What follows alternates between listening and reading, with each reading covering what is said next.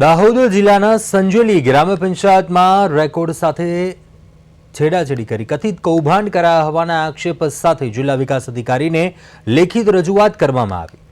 તલાટી દ્વારા ઘરવિહોણા મકાનની આકારણી અને નામ ફેરફાર મામલે અરજદાર પાસેથી ₹20,000ની માંગણી કરાયા હોવાનો આક્ષેપ છે।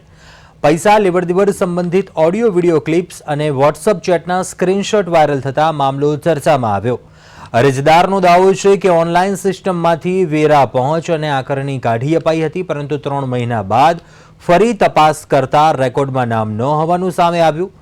કમ્પ્યુટર ચકાસણી દરમિયાન ગુંડાલા ઇલિયાસ ગુલામ નામ દાખલ થયેલું હોવાનું જણાવ્યું, જેને લઈને નામ બદલાબદલીના ખેલનો પર્દાફાશ થયા હોવાનો આક્ષેપ થયો। સંજેલી માંડલે રોડ પાછળ આવેલ મકાનના નામ ફેરફાર મુદ્દે પણ ગંભીર સવાલો ઉઠ્યા। ડીડીઓ દ્વારા પંચાયતના રેકોર્ડની તપાસ હાથ ધરાયા હોવાનું જાણવા મળ્યું છે અને તલાટી સામે કાર્યવાહી કરવાની પણ માંગ ઉઠી છે। સમગ્ર મામલે સ્થાનિક વહીવટીતંત્રની ભૂમિકા અંગે પણ અનેક પ્રશ્નો ઊભા થયા છે।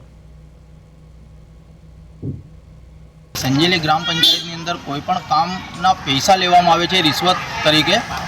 તો હમણાં હાલમાં થોડા સમય પહેલાં એક આકારણી અને ઘરવેરાની પાવતી કઢાવવા માટે ગયા, તો ત્યાંના સંજેલી ગ્રામ પંચાયતના તલાટી રાહુલ પરમાર દ્વારા 40,000 રૂપિયાની માંગ કરવામાં આવી। તો તેને એવું કીધું કે સાહેબ આ લીગલી કામ છે અને આટલા બધા પૈસા તમે માંગો છો એ ખોટું છે। તે છતાં પણ 20,000 રૂપિયાની માંગણી કરી, 20,000 રૂપિયા આપી ને અમારે તાત્કાલિક ધોરણે જરૂર હતી આકારણીની, તે માટે 20,000 રૂપિયા રોકડા આપી આકારણીને વેરા પાવતી ઓનલાઈન કઢાવી।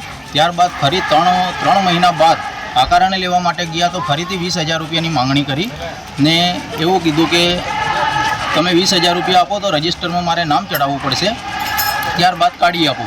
તો અમે એવું કીધું કે સાહેબ 20,000 રૂપિયા તમને આપી ચૂક્યા છે, એના તમે 20,000 રૂપિયા આપી ચૂક્યા છે ને ફરીથી તમે 20,000 માંગો છો એ ખોટું